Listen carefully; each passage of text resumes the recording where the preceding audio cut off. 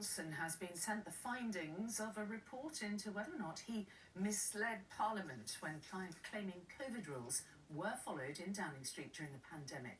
The former Prime Minister has 2 weeks to respond before the report is finalised and made public. And our political correspondent Harry Horton is here.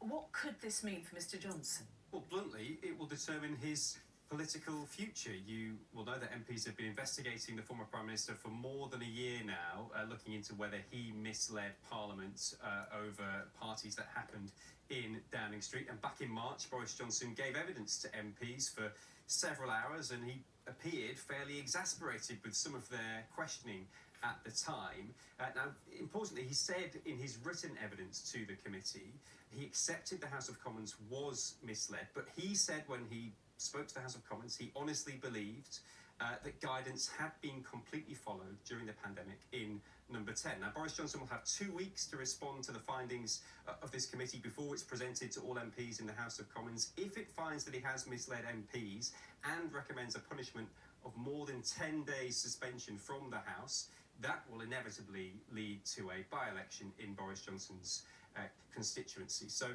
this is a big few weeks for Boris Johnson. It's also a big few weeks for Rishi Sunak as well. He is determined that all the infighting that we saw in the Conservative Party last summer doesn't happen again, and potentially the findings of this committee threaten to reopen those wounds that we saw in the Conservative Party. Interesting stuff, Harry Horton. Thank you.